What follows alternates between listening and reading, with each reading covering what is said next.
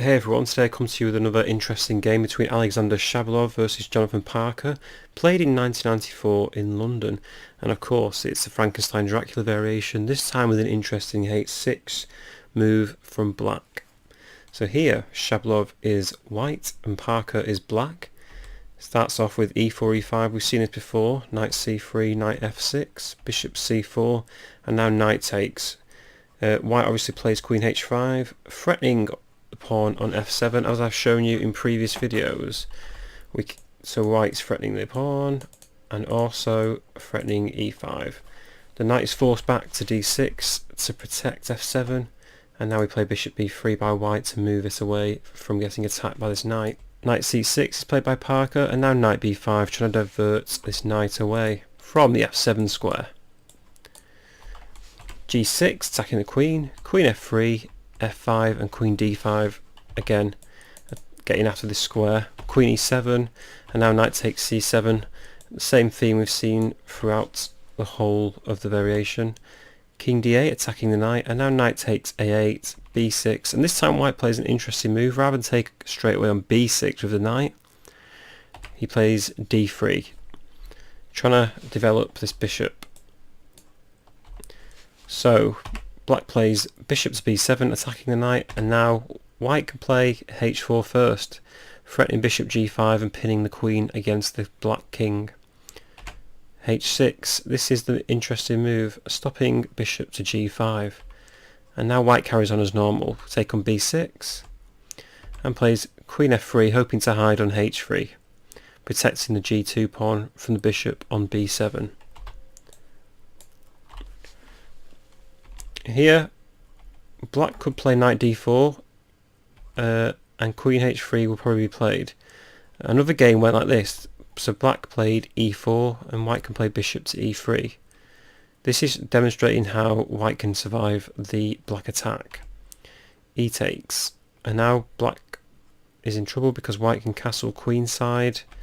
Knight takes b3, c takes b3, and the d3 pawn is attacked. Bishop a6 to protect, but bishop b6 check, the king moves and white can just take off the material and is two pawns up in this position, and it should be quite a clear win for white.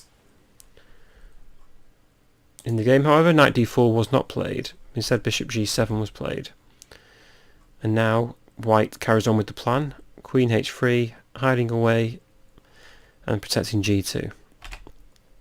e4 was played, trying to get the queen out and attacking the e1 king. Knight e2 blocks the queen. E takes d3, c takes d3, and now rook e8. Now black is threatening to take on e2. I had a look at this position, and bishop e3 was actually a really good move here. And play could continue something like knight d4. We can't take with the bishop because the queen can take on e2 still. So white should opt for rook c1, just trying to get the pieces out and get some counterplay. g5 could follow, h takes, and now we could play knight takes d4, bishop takes, and after king d1, white is in quite a good position. After f4, queen g4, threatening to take on d4 if black captures on e3. Knight b5 to protect the bishop, but then we just play bishop d2 for white. And after bishop takes b2, say, rook e1, white is in a good position. There's a bit more to do, maybe survive a bit more, but after that white should be okay.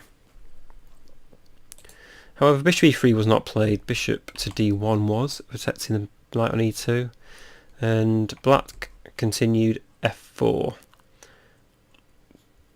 White took on f4, and now black played knight to f5, possibly targeting d4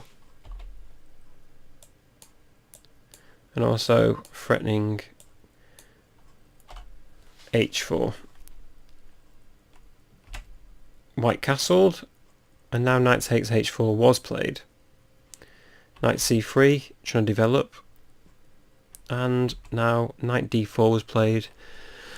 Black's attacking on g2, so white blocks with e4. And here there's a lot of trading. Takes, and now g5. Protecting the knight and attacking the bishop at the same time. But bishop g3, attacking the knight. And black opts to take on e4, gaining a pawn. And white develops to c1. Threatening bishop c7 check. Rook e6 to protect b6. So white can't check and then take the pawn straight away. However, bishop g4, and now white is in the ascension. He's doubling this bishop and queen, possibly threatening to take on d7 if that's not protected. Knight h f5 to block it, and now bishop to c7. King e7, and now white wins a pawn. If rook takes, white can play rook to e1 and gaining a great attack and possibly winning the queen. So, after king e7, bishop takes b6, h5 was played, but we can just take that. Queen f4, and now white is in the ascendancy. Queen a3 check. Black blocks, and this is just a matter of technique really, and a player as strong as Shabalov should have no problem. Rook c e1, threatening to trade.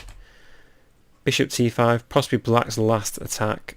g3 just to block the h2 square, and now queen d2 to get away from the g3 pawn.